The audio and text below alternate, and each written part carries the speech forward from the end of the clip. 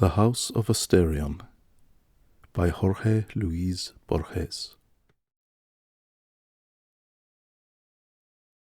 I know that I am accused of arrogance, and perhaps of misanthropy, and perhaps even of madness. These accusations, which I shall punish in due time, are ludicrous. It is true that I never leave my house, but it is also true that its doors, whose number is infinite, stand open night and day to men, and also to animals. Anyone who wishes to enter may do so. Here no womanly splendors, no palatial ostentation shall be found, but only calm and solitude. Here shall be found a house like none other on the face of the earth. Those who say there is a similar house in Egypt speak lies. Even my detractors admit that there is not a single piece of furniture in the house. Another absurd tale is that I, Asterion, am a prisoner. Need I repeat that the door stands open? Need I add that there is no lock? Furthermore, one afternoon I did go out into the streets. If I returned before nightfall, I did so because of the terrible dread inspired in me by the faces of the people. Colorless faces, as flat as the palm of one's hand. The sun had already gone down, but the helpless cry of a babe and the crude supplications of the masses were signs that I had been recognized. The people prayed, fled, fell prostrate before me. Some climbed up onto the stilabit of the Temple of the Axis, others gathered stones. One, I believe, hid in the sea. Not for nothing was my mother a queen. I cannot mix with commoners, even if my modesty should wish it. The fact is, I am unique. I am not interested in what a man can publish abroad to other men. Like the philosopher, I think that nothing can be communicated by the art of writing. Vexatious and trivial mutiny find no refuge in my spirit, which has been formed for greatness. I have never grasped for long the difference between one letter and another. A certain generous impatience has prevented me from learning to read. Sometimes I regret that, because the nights and the days are long. Of course, I do not lack for distractions. Sometimes I run like a charging ram through the halls of stone until I tumble dizzily to the ground. Sometimes I crouch in the shadows of a wellhead, or at a corner in one of the corridors and pretend I am being hunted. There are rooftops, from which I can hurl myself until I am bloody. I can pretend, any time I like, that I am asleep, and lie with my eyes closed and my breathing heavy. Sometimes I actually do fall asleep. Sometimes, by the time I open my eyes, the color of the day has changed.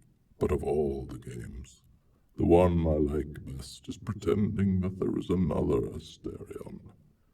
I pretend that he has come to visit me, and I show him around the house.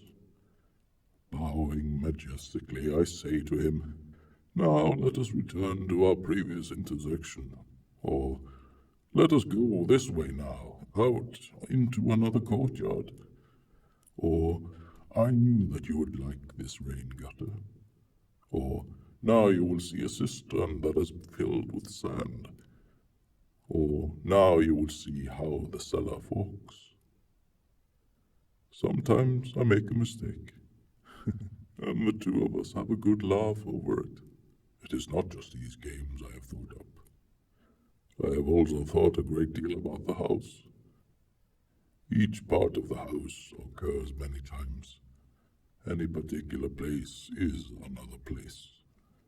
There is not one wellhead, one courtyard, one drinking trough, one manger. There are an infinite number of mangers, drinking troughs, courtyards, wellheads. The house is as big as the world, or rather it is the world. Nevertheless, by making my way through every single courtyard with its wellhead and every single dusty gallery of grey stone, I have come out onto the street and seen the Temple of the Axes in the sea. That sight I did not understand until a night vision revealed to me that there are also an infinite number of seas and temples. Everything exists many times, but there are two things in the world that apparently exist but once. On high the intricate sun, and below Asterion. Perhaps I have created the stars and the sun and this huge house, and no longer remember it. Every 9 years, 9 men come into the house, so that I can free them from all evil. I hear their footsteps, or their voices from far away in the galleries of stone, and I run joyously to find them. The ceremony lasts but a few minutes. One after another they fall, without my ever having to bloody my hands. Where they fall they remain, and their bodies help distinguish one gallery from the others. I do not know how many there have been, but I do know that one of them predicted as he died that someday my Redeemer would come. Since then, there has been no pain for me in solitude, because I know that my Redeemer lives, and in the end he will rise and stand above the dust. If my ear could hear every sound in the world, I would hear his footsteps. I hope he takes me to a place with fewer galleries and fewer doors. What will my Redeemer be like, I wonder? Will he be bull or man? Could he possibly be a bull with the face of a man? Or will he be like me? The morning sun shimmered on the bronze sword. Now there was not a trace of blood left on it. "Can you believe it, Ariadne?" said Theseus. "The Minotaur scarcely defended itself.